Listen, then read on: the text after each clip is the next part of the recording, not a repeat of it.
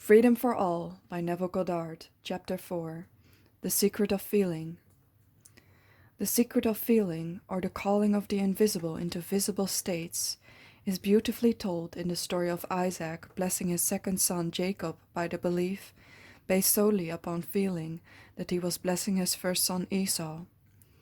It is recorded that Isaac, who was old and blind, felt that he was about to leave this world, and wishing to bless his first son Esau before he died, sent Esau hunting for savory venison, with the promise that upon his return from the hunt he would receive his father's blessing. Now Jacob, who desired the birthright or right to be born through the blessing of his father, overheard his blind father's request for venison and his promise to Esau. So, as Esau went hunting for the venison, Jacob killed and dressed the kid of his father's flock. Placing the skins upon his smooth body to give him the feel of his hairy and rough brother Esau, he brought the tastily prepared kid to his blind father Isaac, and Isaac, who depended solely upon his sense of feel, mistook his second son Jacob for his first son Esau, and pronounced his blessing on Jacob. Esau, on his return from the hunt, learned that his smooth-skinned brother Jacob had supplanted him, so he appealed to his father for justice. But Isaac answered and said, "Thy brother came with subtlety, and hath taken away thy blessing. I have made him thy lord, and all his brethren have I given to him for servants." Simple human decency should tell man that this story cannot be taken literally. There must be a message for man hidden somewhere in this treacherous and despicable act of Jacob. The hidden message, the formula of success buried in this story, was intuitively revealed to the writer in this manner. Isaac, the blind father, is your consciousness, your awareness of being.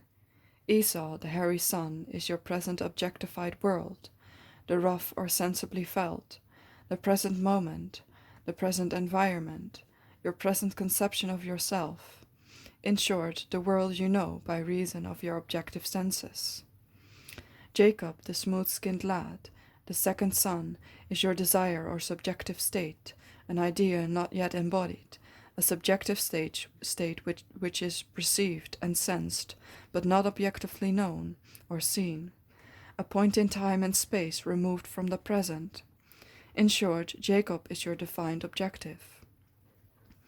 The smooth-skinned Jacob, or subjective state seeking embodiment or right of birth, when properly felt or blessed by his father, when consciously felt and fixed as real, becomes objectified, and in so doing he supplants the rough, hairy Esau, or the former objectified state.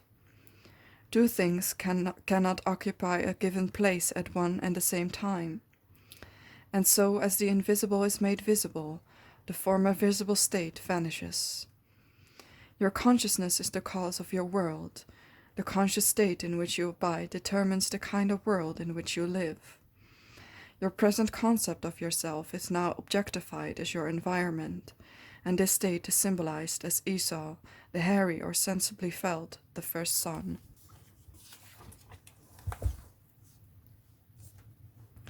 That which you would like to be or possess is symbolized as your second son Jacob, the smooth-skinned lad, who is not yet seen, but is subjectively senses and felt, and will, if properly touched, supplant his brother Esau, or your present world.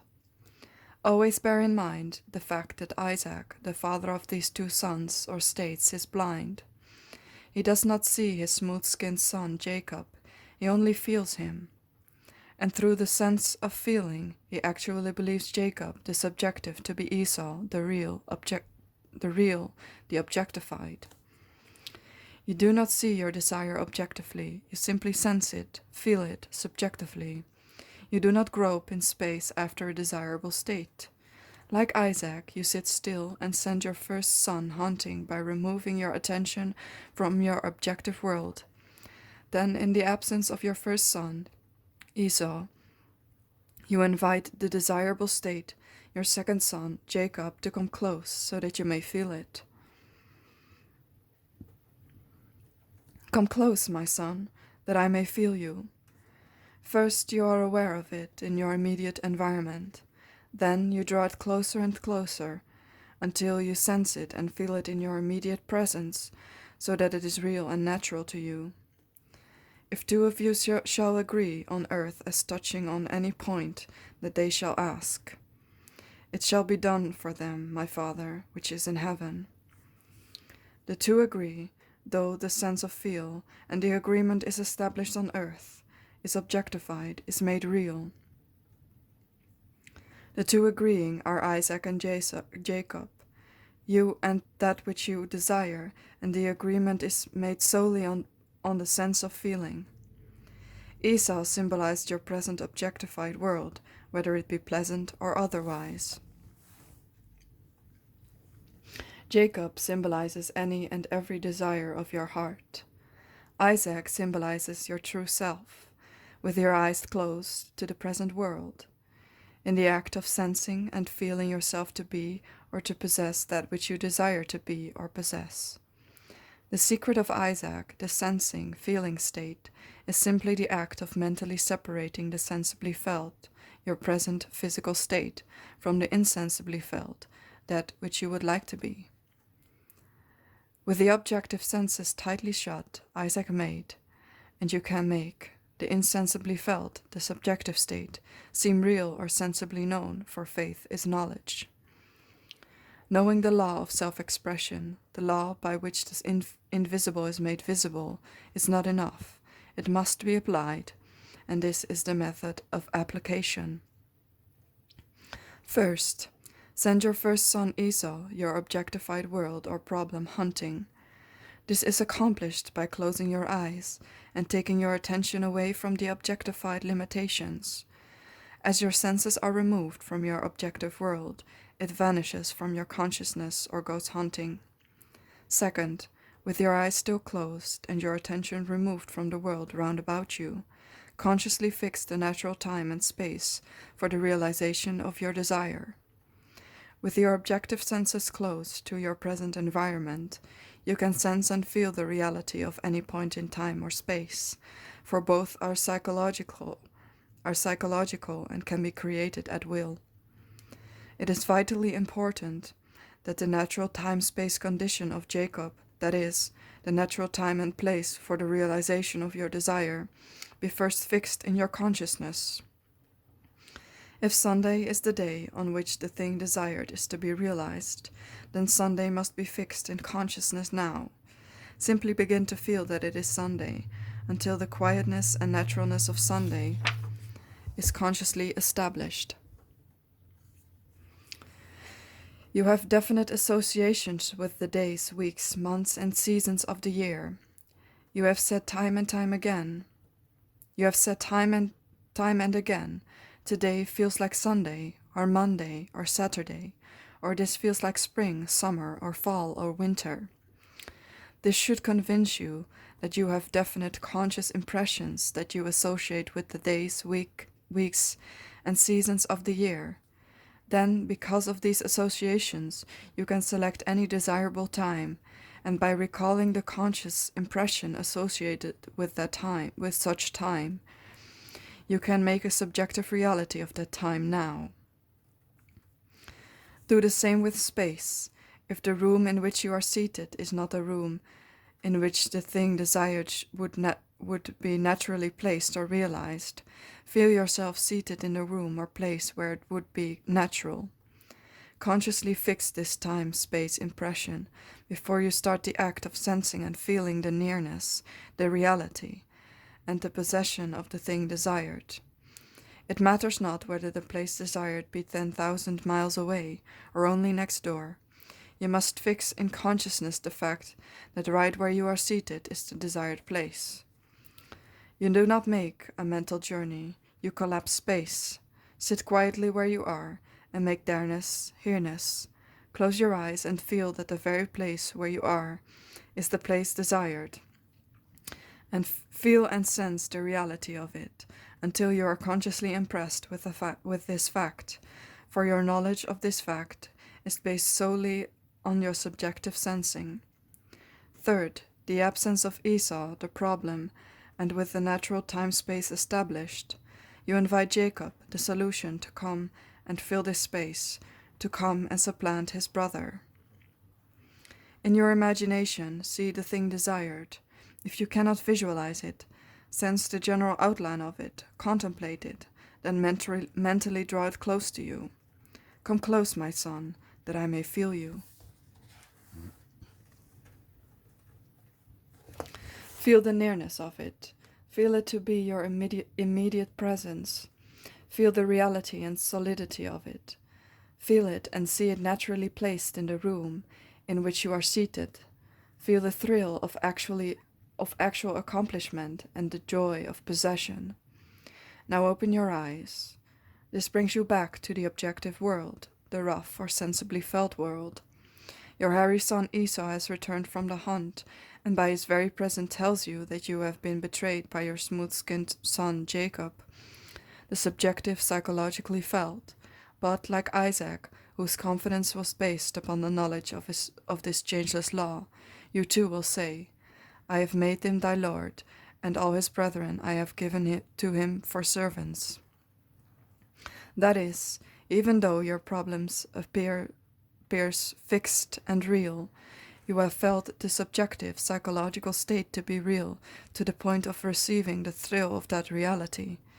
You have experienced the secret of creation, for you have felt the reality of this objective. You have fixed a definite psychological state, in spite of all opposition or precedent will objectify itself, thereby fulfilling the name of Jacob, the supplanter.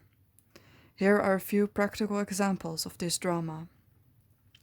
First, the blessing or making a thing real. Sit in your living room and name a piece of furniture, rug, or lamp that you would like to have in this particular room. Look at that area of the room where you would place it if you had it. Close your eyes and let all that now occupies that area of the room vanish. In your imagination, see this area as empty space. There is absolutely nothing there. Now begin to fill this space with the desired piece of furniture. Sense and feel that you have it in this very area. Imagine you are seeing that which you desire to see. Continue in this consciousness until you feel the thrill of possession. Second, the blessing or making of a place real. You are now seated in your apartment in New York City, contemplating the joy that would be yours if you were on an ocean liner sailing across the great Atlantic. I go to prepare a place for you, and if I go and prepare a place for you, I will come again and receive you unto myself, that where I am, there ye may be also. Close your eyes. You have consciously released the New York apartment, and in this place you sense and feel that you are on an ocean liner. You are seated in a deck chair. There is nothing round you but the vast Atlantic.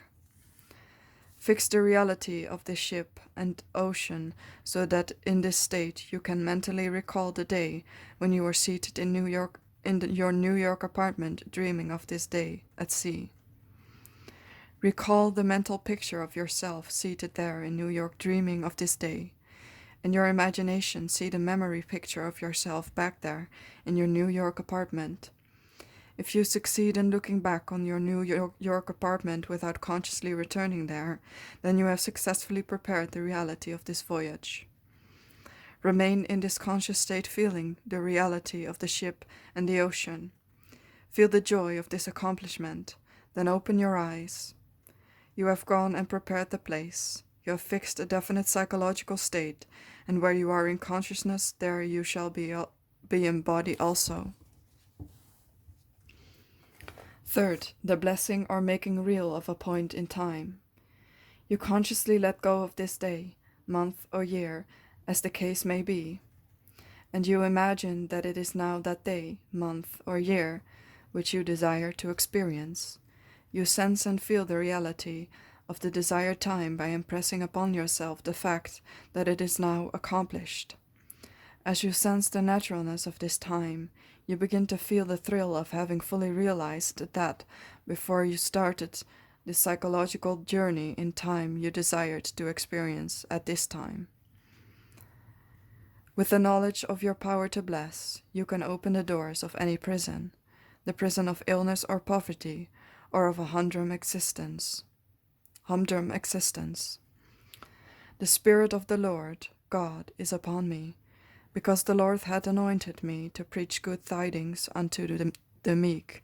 He hath sent me to bind up the brokenhearted, to proclaim liberty to the captives, and the opening of the prison to them that are bound,